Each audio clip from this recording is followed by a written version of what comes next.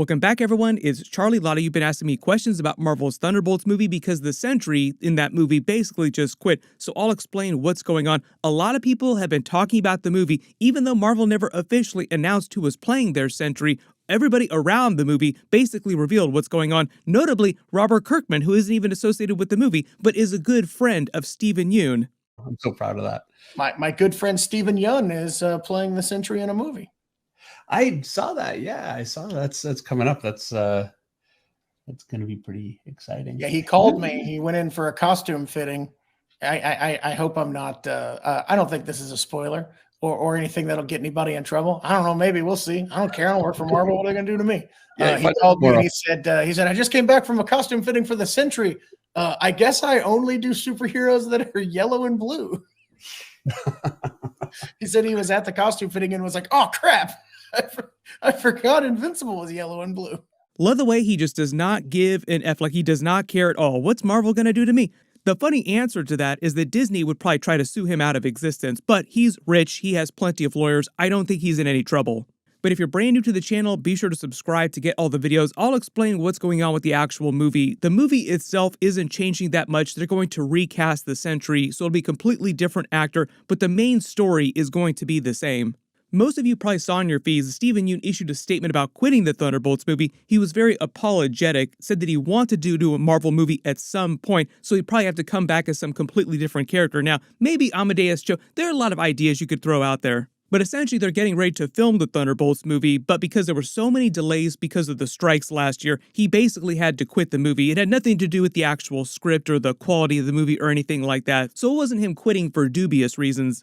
If you weren't aware, the reason why Robert Kirkman was talking about Steven Yeun as the Sentry, talking about Omni-Man and the Invincible character, is because Steven Yeun plays Invincible on the Invincible series. It's fantastic, probably one of the best superhero-related series next to The Boys that are on TV right now. The funny thing is they're actually making a live-action Invincible movie. Now because Steven Yeun quit the movie, he could actually do that live-action Invincible movie, even though I think they want to go with a slightly younger version of the character in live-action. Originally, the reason why Jake Schreier Marvel cast him as Sentry in the movie is because of his work with him on the Beef series that he just did before the Thunderbolts movie. It's a great series if you haven't seen it. It's like the slow descent of a couple humans after they get into a minor fender bender, with their mental health getting worse and worse, them getting crazier and crazier, and just doing worse and worse things. And there's kind of like a speed run version of that during the Thunderbolts movie. It's basically Marvel's version of a Suicide Squad movie, even though they probably don't want that comparison made just because it makes it seem too similar to James Gunn's Suicide Squad movie.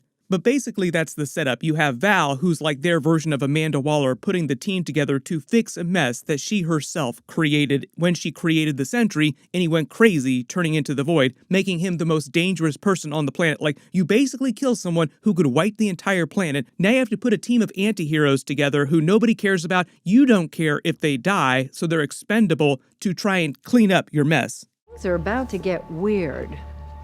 So when they do, we're not going to need a Captain America. Keep your phone on. Will do, Val. Don't call me that. Copy. Currently, the Thunderbolts team is Winter Soldier, Red Guardian, Yelena Belova, Black Widow, U.S. Agent, Ghost, Taskmaster, and Ayo Edebiri is playing Val's assistant. Most of you remember her from The Bear. She's a great actress. They usually use her in comedic things, like darkly comedic things, and you can definitely picture her with Val, like trying to deal with Val. But essentially the idea in the movie is that Val has taken over control of the Weapons Plus program, and that's where the Sentry comes from. This is the clip of the director talking about what the movie is actually about. Characters, and is there something specific to those characters that bring them together, and something that they're going through that isn't, the most traditional superhero, story to be told. And I think that's sort of similar to the way that we're looking at Thunderbolts, is that there is a real clear take and perspective on these characters, and there's a specificity to it. And then also, John Watts is my roommate from college, and we're good friends, and so knowing just what a great experience he had making those films. And I even did second unit on like the LA portion of one of the Spider-Man movies, so like having a little bit more kind of connection or insight into that world. But beyond that, it was just like a really different approach and a new kind of story to tell amidst that, which I know they've made so many things.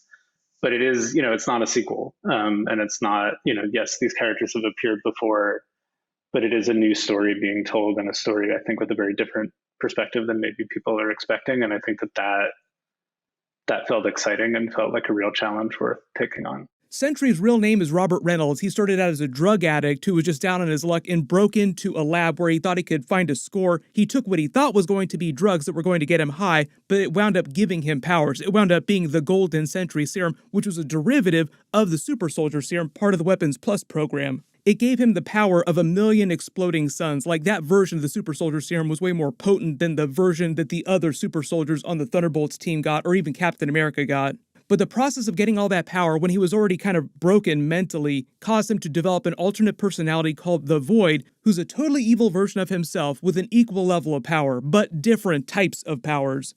So a lot of his backstory is similar to the backstory for Homelander and the other boys, superhero characters getting their powers from Compound V, but the whole pitch is that he's mentally very broken character. He's not mentally stable. So the whole idea is, what if Superman, but he's totally crazy, which is where you get to the Sentry in the MCU. Totally schizophrenic. He's a schizotypal personality disorder, not the same thing that Moon Knight suffers from, but similar. Both of them have alternate personalities, like Moon Knight has Mark Spector, Stephen Grant, we just met Jake Lockley at the end of that series, but he has something called dissociative identity disorder, which is different from what Sentry has.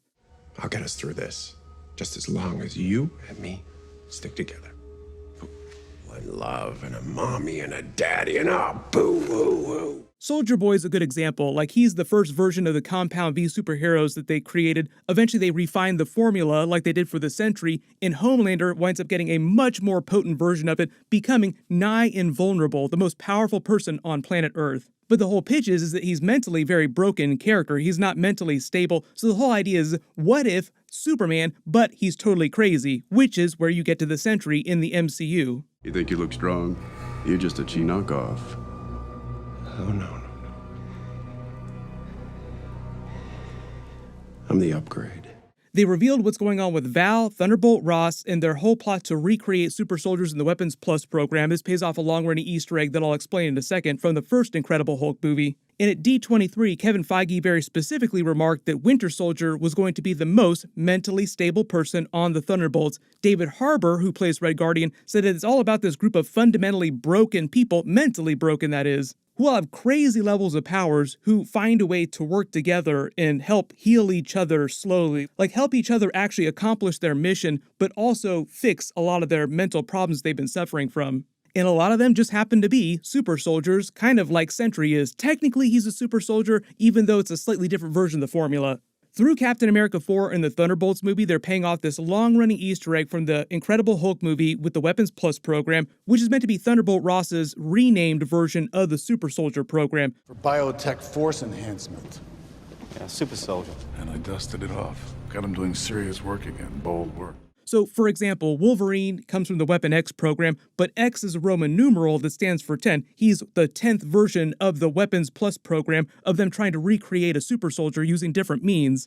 All the members of the team here come from some iteration of the Weapons Plus program or some offshoot in the case of the Winter Soldier with Hydra's Winter Soldier program. So the idea in the movie is the Sentry has gone crazy and the Thunderbolts have to come in and stop him, probably kill him on Val's orders. There are a couple of changes they made to the way that the Sentry's powers work too. So instead of him just transforming into the Void, or like the Void personality taking over his body and him having some kind of physical transformation, first off, his powers are going to work a little bit like Dragon Ball Super Saiyan transformations when he transforms into just regular Sentry.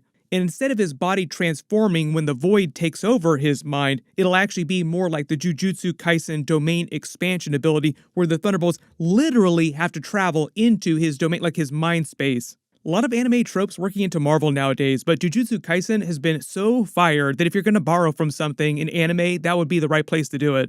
Even though Steven Yeun is leaving the project, I'm expecting most of the story to stay the same as it was before because they are getting ready to shoot, but because so much time has gone by since they announced the Thunderbolts movie, they might have changed a little bit of it, also with all the delays. Generally nowadays, Val seems kind of like their Nick Fury in that she shows up in everybody's post-credit scenes. She's just kind of filling that role. We might see her in a couple post-credit scenes in the upcoming movies because there's a lot of ground-level stuff happening during Marvel Phase 5 just in general. In fact, speaking of ground level, the people who made Echo and are making Daredevil Born Again said that they're actually setting up Kingpin to be their ground level Thanos inside the MCU. So, a lot of hope for him showing up in Spider-Man 4 as one of the big antagonists. I'll do separate videos about Spider-Man 4 when we get more details about that. That's like a whole completely separate thing. Let me know in the comments, if the Sentry role is wide open now, who do you want to actually play that character? And if you haven't seen them, I did videos for all the Invincible episodes. They're amazing, so I'll post links for those in the description below. We're going to get the second half of Invincible Season 2 later this year.